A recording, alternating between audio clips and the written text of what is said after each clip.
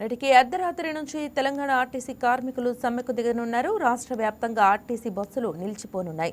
ప్రభుత్వం నుంచి సానుకూల స్పందన రాకపోవడంతో సమ్మెకే కార్మిక సంఘాలు మొగ్గు చూపుతున్నాయి. పీఆర్సీ అమలు, బకాయిల చెల్లింపుపై ఉద్యోగులు వెనక్కి తగ్గేది లేదంటున్నారు. ఆర్టీసీ సిబ్బంది సమ్మెలో ప్రత్యక్షంగా పాల్గొనబోతున్నారు.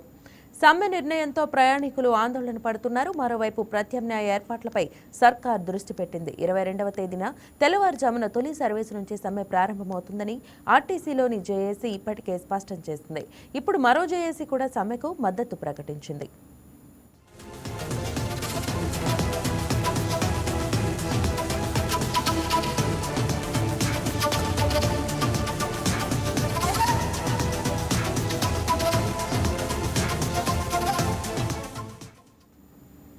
ప్రభుత్వంలో ఆర్టీసీ విలీనం, వేతన సవరణ చేయాలనే డిమాండ్తో రవాణా శాఖ మంత్రి ఆర్టీసీ ఎండీతో జరిపిన చర్చల్లో ఎలాంటి ఫలితం లేనందున ఈ నెల 22 నుంచి తలపెట్టిన సమ్మెకు మద్దతిస్తున్నట్లు తెలంగాణ జాతీయ మజ్దూర్ యూనియన్ ప్రధాన కార్యదర్శి కె హనుమంత్ ముదిరాజ్, రాష్ట్ర అధ్యక్షుడు డివికే రావు ప్రకటించారు.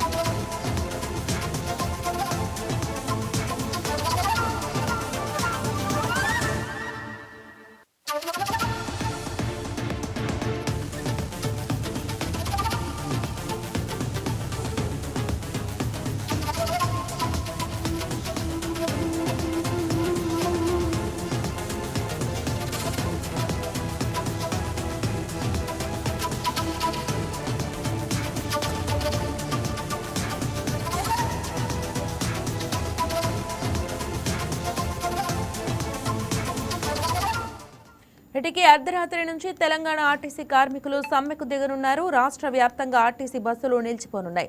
ప్రభుత్వం నుంచి సానుకూల స్పందన రాకపోవడంతో సమ్మెకే కార్మిక సంఘాలు మొగ్గు చూపుతున్నాయి. పీఆర్సీ అమలు, బకాయిల చెల్లింపుపై ఉద్యోగులు వెనక్కి తగ్గేదే లేదంటున్నారు. ఆర్టీసీ సిబ్బంది సమ్మెలో ప్రత్యక్షంగా పాల్గొనబోతున్నారు. సమ్మె నిర్ణయంతో ప్రయాణికులు ఆందోళన పడుతున్నారు. మరోవైపు ప్రత్యామ్నాయ ఏర్పాట్లపై సర్కార్ దృష్టి పెట్టింది. 22వ తేదీ తెల్లవారుజామున తొలి సర్వీసు నుంచే సమ్మె ప్రారంభమవుతుందని ఆర్టీసీలోని జేఏసీ ఇప్పటికే స్పష్టం చేసింది. ఇప్పుడు మరో జేఏసీ కూడా సమ్మెకు మద్దతు ప్రకటించింది. ప్రభుత్వంలో ఆర్టీసీ విలీనం, వేతన సవరణ చేయాలనే డిమాండ్తో రవాణా శాఖ మంత్రి ఆర్టీసీ ఎండీతో జరిపిన చర్చల్లో ఎలాంటి ఫలితం లేనందున ఈ నెల 22 నుంచి తలపెట్టిన సమ్మెకు మద్దతిస్తున్నట్లు తెలంగాణ జాతీయ మజ్దూర్ యూనియన్ ప్రధాన కార్యదర్శి కె హనుమంత్ ముదిరాజ్, రాష్ట్ర అధ్యక్షుడు డివికే రావు ప్రకటించారు.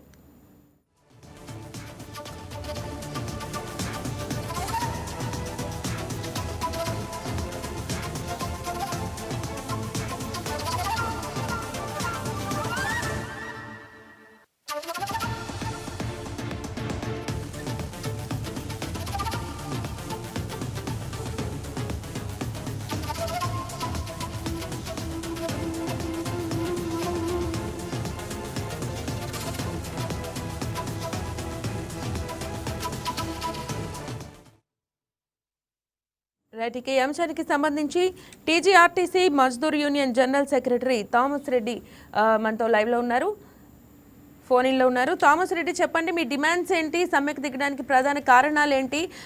చర్చలు ఎందుకు సఫలీకృతం కాలేదని మీరు భావిస్తున్నారు? నమస్తే మేడం. ఇవాళ ఆర్టీసీ గత ప్రభుత్వం చట్టం చేసింది. అపాయింటెడ్ ఇవ్వడానికి లేట్ కావడం వల్ల ఆ రోజు ఎన్నికల మేనిఫెస్టోలో కాంగ్రెస్ పార్టీ క్లియర్ గా మాకు ఓట్లేయండి, గెలిపియండి, మీకు ఆర్టీసీ ఉద్యోగులను ప్రభుత్వంలో విలీనం చేస్తాం, మీకు రావాల్సిన 2 పీఆర్సీలు ఇస్తాం, అట్లనే ఈ రిటైర్డ్ అయిన కార్మికుల బకాయిలు ఇస్తాం, సంక్షేమ పథకాల డబ్బులన్నీ కూడా ఇస్తాము, ప్రభుత్వ ఉద్యోగులతో సమానంగా జీతభత్యాలు, సర్వీస్ కండిషన్లు మేము ఇస్తాము. కొత్త బస్సులు కొని తెలంగాణని ఆధునీకరణ చేస్తాము, యూనియన్ లేకపోవడం మహాపాపం, యూనియన్లను వెంటనే పునరుద్ధరణ చేస్తామని చెప్పి వాగ్దానం చేస్తే ఆనాడు మేము దానికి ఆకర్షితులమై మేము ప్రచారం చేసి ఓట్లేసి ఆ ప్రభుత్వాన్ని ఓడగొట్టి కాంగ్రెస్ ప్రభుత్వాన్ని తీసుకొచ్చినాం. గౌరవ ముఖ్యమంత్రి మరి గెలవగానే ప్రెస్ మీట్ పెట్టి ఆర్టీసీ ఉద్యోగులంతా వారియర్స్ లాగా పనిచేసిండ్రు, ప్రచారం చేసిండ్రు, ఓట్లేసిండ్రు. వాళ్ళ ప్రచారంతో మా పార్టీ గెలిచింది, నేను కడుపులో పెట్టుకొని చూసుకుంటా, వాళ్ళకి అన్ని చేస్తా అన్నారు. కానీ 2.5 సంవత్సరాలైనా ఇప్పటి వరకు ఈ ప్రభుత్వం ఏం చేయలే. గత ప్రభుత్వాల కంటే ఈ ప్రభుత్వం కఠినంగా వ్యవహరిస్తుంది. మాట్లాడే పరిస్థితి లేదు, సమ్మె నోటీసెస్ పిలిచే పరిస్థితి లేదు, ఇంతవరకు పిలిచి మాట్లాడలే. ప్రజాపాలన మరి పండుగలు చేసుకుంటా ఉన్నారు 90 రోజులు. కార్మికులేమో ఆర్టీసీలు అల్లాడిపోతా ఉన్నారు. మరి గెలవగానే మహాలక్ష్మి పథకాన్ని వాళ్ళు ఇంప్లిమెంట్ చేస్తే మేము 48 గంటల్లో ఎన్నో ఇబ్బందులు, డ్రైవర్లు కండక్టర్లు ఉద్యోగాలు పోగొట్టుకొని తన్నులు తిని పోలీస్ స్టేషన్లకు పోయి దాన్ని మేము సక్సెస్ చేస్తే అది ఇవాళ వాళ్ళకి మంచి ఇమేజ్ తీసుకొచ్చింది, పార్టీ యొక్క ఇమేజ్ పెరిగింది, మహిళలంతా నీరాజనాలు పలికే పరిస్థితి వచ్చినప్పుడు ఆర్టీసీ కార్మికులను నేర్పిస్తా ఉన్నారు. రెండోది ప్రభుత్వం వచ్చినప్పుడు మరి పెట్టిన వాగ్దానాలు ఏదైతే ఉన్నాయో మేనిఫెస్టోలో వాటినే మేము అడుగుతా ఉన్నాం. వాటిని మీరు పరిష్కరించండి, వాటి మీద అసలు మీ స్టాండ్ ఏంది, మీరు ఇచ్చిన వాగ్దానాలు మీరు చేస్తారా చేయరా? ఇవాళ మీరు ఎన్నో వాగ్దానాలు పార్టీలో ఇచ్చారు, ఏది సక్సెస్ అయిందో కాలేదో తెలియదు. కానీ ఆర్టీసీ కార్మికుల దయ వలన మహాలక్ష్మి బ్రహ్మాండంగా సక్సెస్ అయ్యి మీకు పేరు ప్రతిష్టలు పెరిగిన సంగతిని మర్చిపోవద్దని కూడా మేము ప్రభుత్వానికి గుర్తు చేయడం జరిగింది. సమ్మె నోటీసులో 32 అంశాలు ఇచ్చినాం. వాటితో పాటు మా సంక్షేమ పథకాలకు డబ్బులు ఇవ్వాలి, వాళ్ళు ఏదైతే పెట్టిందో అవే ప్రధానమైనటువంటి డిమాండ్. రెండోది ఇవాళ ఎలక్ట్రిక్ బస్సులకు ఏంటంటే ఏదో కొండ నాలుకకి మందేస్తే ఉన్న నాలుక ఊడిపోయిన సందర్భంగా ఇలా కొత్త బస్సులు కొనుక్కున్న వాళ్ళు కేంద్ర ప్రభుత్వం బీజేపీ ప్రభుత్వం తీసుకొచ్చిన దాన్ని వీళ్ళు ఒలక్టో జేపీఎం కంపెనీల ద్వారా ఆ బస్సులు మాకు అద్దెకి ఇప్పిస్తా ఉన్నారు. ఆ బస్సులకు 36 లక్షలు సబ్సిడీ ఉంటది. మరి ఆ సబ్సిడీ కూడా ఆ కంపెనీలకే పోతా ఉంది. రెండోది వాటి మీద ఇవాళ ఎవరు కూడా పర్మనెంట్ ఉద్యోగులు ఆర్టీసీలు చేయడానికి వీల్లేదట. కేవలం అవుట్ సోర్సింగ్ ద్వారా, థర్డ్ పార్టీ అవుట్ సోర్సింగ్ ద్వారా, ఏజెన్సీల ద్వారా రిక్రూట్మెంట్ చేస్తా ఉన్నారు. దానివల్ల ఉద్యోగాలు రావు. ఇలా జాబ్ క్యాలెండర్ లో ఆర్టీసీకి స్థానం తీసేసిండ్రు, ఉద్యోగాలు లేవు. 16,000 మంది ఆర్టీసీ ఉద్యోగులు రిటైర్డ్ అయితే పదోన్నతులు లేవు, కొత్త రిక్రూట్మెంట్ లేదు, తర్వాత బస్సులు కొన్న పరిస్థితి లేదు. బస్సులు కొన్నా అంటున్నారు, ఆ బస్సులను మాకు అద్దెకిప్పిస్తే మేము ఇవాళ ఆర్డినరీ బస్సులకి 45 నుంచి 65 రూపాయలు కిలోమీటర్కి ఇస్తా ఉన్నాం. హై ఎండ్ బస్సులకి 65 నుంచి 85 రూపాయలు కిలోమీటర్కి ఇస్తా ఉన్నాం. ఇచ్చిన ఆర్టీసీకి నష్టమే వస్తుంది వాటి వలన. రెండోది మరి వాళ్ళేమో ప్రైవేట్ వాళ్ళు అంత మ్యాన్ పవర్ అంతా బయటది, మా డిపోలో స్థగతం చేసుకుంటా ఉన్నారు. ఒక్కొక్క డిపోకి 8 నుంచి 10 కోట్ల రూపాయలు ఖర్చు పెడుతున్నాం పవర్ కి. తర్వాత ఆ డిపోలు వాళ్ళకి ఇస్తున్నాం, ఆ డిపోలు వాళ్ళే హస్తగతం చేసుకొని మమ్మల్ని బయటకు వెళ్ళగొడతా ఉన్నారు. ఇంకా అంటే దానివల్ల ఉద్యోగాలు లేవు. ఆర్టీసీని అన్యాక్రాంతం చేయడానికి ప్రభుత్వం కంకణబద్ధమైనట్టుగా మాకు అర్థమైంది. కాబట్టి ఈ సమ్మె చేయాల్సిన పరిస్థితి వచ్చింది. మొన్నటికి మొన్న మీరు చూసిన ప్రమాదకర పరిస్థితి ఏంటంటే హైదరాబాద్ లో ఉన్న మా సెంట్రల్ ఆఫీస్, అది మా గుండెకాయ, మా ఆత్మాభిమానాన్ని దెబ్బకొట్టినట్టుగా దాన్ని మరి వాళ్ళకి జిఎస్టీ వాళ్ళకి ఇచ్చేస్తే వాళ్ళు వచ్చి దొంగల్లాగా తాళాలు వాళ్ళ కొట్టి బస్ భవన్ ఏ బ్లాక్ నంతా వాళ్ళు ఆక్రమించుకుంటే జేఏసీగా మేమంతా దాన్ని తీవ్రంగా వ్యతిరేకత చేస్తే మళ్ళా ఏపీ వాళ్ళకి తాళాలే చెప్పించిన పరిస్థితి. అంటే అది పోయేది, అక్కడ పోతే అంతా పోతుంది అనేది ఉంది. కాబట్టి ఆర్టీసీ ఉంటదనే నమ్మకాలు ఇవాళ లేవు, ఆర్టీసీ ఉద్యోగాలు ఉండవు. మళ్ళా ఇంకా ప్రమాదం ఏంటంటే మొన్ననే హైదరాబాద్ లో పనిచేసే వాళ్ళంతా ఈబీ బస్సుల ద్వారా ఎక్సెస్ అయిపోయింది. 4,500 మంది డ్రైవర్లు, తర్వాత మెయింటెనెన్స్ స్టాఫ్, మా మెకానికులు, శ్రామికులు అందరూ కూడా బయటకి జోన్లకు వెళ్ళిపోవాలని చెప్పి బలవంతంగా ఆప్షన్ ఫామ్ ఇచ్చిండు. అంటే 1 ఇయర్ లోపల హైదరాబాద్ ఖాళీ చేసి బయటకు పంపిస్తారు. ఇంకొక 2-3 ఏళ్లలో తెలంగాణ నుంచి మొత్తం ఆర్టీసీ పోతుంది.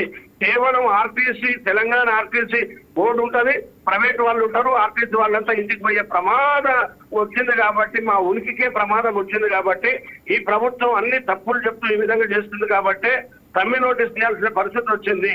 సమ్మె మా ఉద్దేశం కాదు, తప్పనిసరి పరిస్థితులలో ఈ ప్రభుత్వమే సమ్మెకు పంపించింది, సంప్రదింపులు చేయట్లేదు. మరి పాలనా ప్రభుత్వం, ప్రజా ప్రభుత్వం, పండుగలు చేసుకునే ప్రభుత్వం ఆర్టీసీ ఉద్యోగులను ఏడ్పించడం ఎందుకు? ఇవాళ అందరూ కూడా రిటైర్డ్ అయిన వాళ్ళకి డబ్బులు లేవు, రిటైర్డ్ అవుతున్న వాళ్ళకి డబ్బులు లేవు. మేనిఫెస్టోలో ఇవాళ మీరు ఏ మేనిఫెస్టోలో పెట్టిన అంశాల మీద మాట్లాడరు.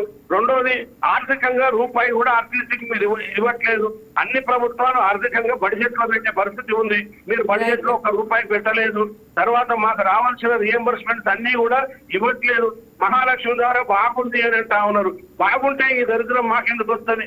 ఆర్టీసీ ఉనికికే ప్రమాదం వచ్చింది కాబట్టి సమ్మె నోటీస్ ఇచ్చడం, వాళ్ళు బేషరతుగా పిలవాలి. సంఘాలు లేవంటా ఉన్నారు. సంఘాలు ఉన్నాయి కాబట్టి లేబర్ కమిషనర్ గారు మాకు నోటీస్ ఇచ్చి చర్చలకు ఆహ్వానిస్తే వీళ్ళు మేనేజ్మెంట్ మోదీ అనేది వాళ్ళు రాలేదు. కాబట్టి సమ్మెకి కార్మికులంతా పటిష్టంగా ఉన్నారు. ఎన్ని ఇబ్బందులు పెట్టినా సమ్మె పక్కాగా రాత్రి 22 అంటే రేపు అర్ధరాత్రి నుంచి ఫస్ట్ బస్సు నుంచి సమ్మె జరుగుతుంది. దానికి ప్రజా సంఘాలు మద్దతు ఉంది, పార్టీల మద్దతు ఉంది, జాతీయ సంఘాల మద్దతు ఉంది, ప్రజల మద్దతు ఉంది. కాబట్టి రైట్ థామస్ గారు, ఫర్దర్ మీ కార్యాచరణ ఎలా ఉండబోతుందో చూద్దాం. Thank you.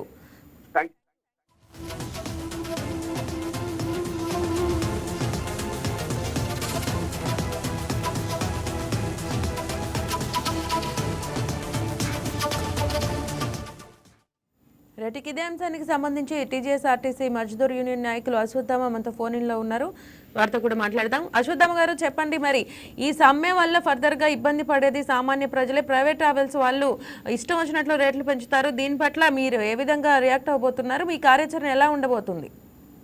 ప్రభుత్వం బాధ్యత వహించాల్సి జరగబోయే ఇబ్బందులకు, పరిణామాలకు. ఎందుకంటే ఒక సమ్మె ఇచ్చిన దాదాపు గతంలో 2.5 సంవత్సరాల్లో కాంగ్రెస్ పార్టీ ప్రభుత్వం ఏర్పడింది. ఈ ఎన్నో హామీలు ఇచ్చింది. ఎన్నికల అంశాలు చెప్తున్నాం. మేము కొత్త అంశాలు మేము అడగట్లేదు. ఏదైతే ఎన్నికల మేనిఫెస్టో పెట్టారో కార్మికుల దినదిన పరిస్థితి, ఒక అభద్రతా భావంతో ఉద్యోగాలు చేసే సందర్భం ఉంది. ఉదాహరణకు 6 సంవత్సరాల కింద మౌఖికంగా కేసీఆర్ గారు యూనియన్ అన్నాడు. మౌఖికంగా అవి ఎలాంటి అథెంటిక్ కాదు. అది మరి కాంగ్రెస్ పార్టీ వచ్చాక మన ప్రభుత్వంలో మేమంతా ఫీల్ అయ్యి మేమంతా రోజు కాంగ్రెస్ పార్టీ గెలిపించడం. మాది కొంత పాత్ర ఉంది, మొత్తం పాత్ర ఉన్నాం మేము. మాది కొంత పాత్ర ఉంది. మరి మా పాత్ర దగ్గర సహాయం పార్టీ తీసుకొని, ప్రభుత్వం తీసుకొని, ప్రజాప్రభుత్వం ఉన్నప్పుడు మరి ప్రభుత్వం మా ప్రభుత్వమే భావించారు ఆర్టిస్ట్ కార్మికులు. మరి వాళ్ళ ఆర్టిస్ట్ కార్మికులను కనీసం ఒక మనం ఒక డ్యూటీ కల్పించాలి. ఇలా డిపోలో చార్త దగ్గరికి వెళ్ళినా ఇబ్బందులే, ఒక లీవ్ కావాలన్నా గగనమే.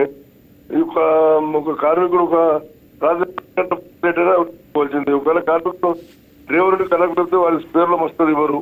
చిన్న చిన్న అంశాలు ఇలా ప్రభుత్వాన్ని యాజమాన్యం ప్రభుత్వం జాగ్రత్త పడాలి. జరుగుతున్న యూనియన్లతో మాట్లాడి పరిస్థితి దిశగా చేయాలి. అంటే అశ్వత్థామ గారు, ఈ 2.5 ఏళ్ల పాటు అసలు సమ్మె నోటీస్ ఒకేసారి డైరెక్ట్ గా ఇస్తున్నారా, లేదంటే ఏమి సంప్రదింపులు ఏ విధంగా జరిగాయి? ప్రభుత్వం నుంచి రియాక్షన్ ఎలా ఉండింది? సంప్రదింపులు జరిగాయండి. ఏకపక్షంగా ప్రభుత్వం వాళ్ళ నిర్ణయాలను కార్మికుల పైన ఉంచుతుంది. యూనియన్లతో సంప్రదించలేదు.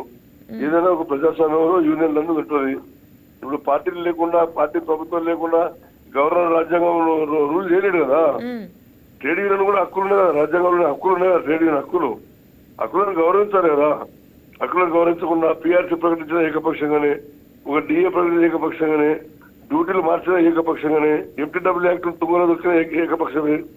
అన్ని విధంగా దేశ కార్మికులు తీవ్ర మతమైన కార్మికులు ఇంతకు మించిన పరిష్కారం దొరకదు. సాగుడు స్థితిలో కార్మికులు ఉంది. ప్రజలు కూడా దయచేసి మా పరిస్థితులను, మా తెలంగాణ మా పాత్రను మీరు గుర్తెరిగి మీ ప్రజలు కూడా సంపూర్ణంగా మద్దతు ప్రకటిస్తే ప్రభుత్వము మాతో చర్చలు జరిపి సమస్యలు పరిష్కరించాలని మేము నిన్న కూడా మంత్రి గారిని చెప్పాం.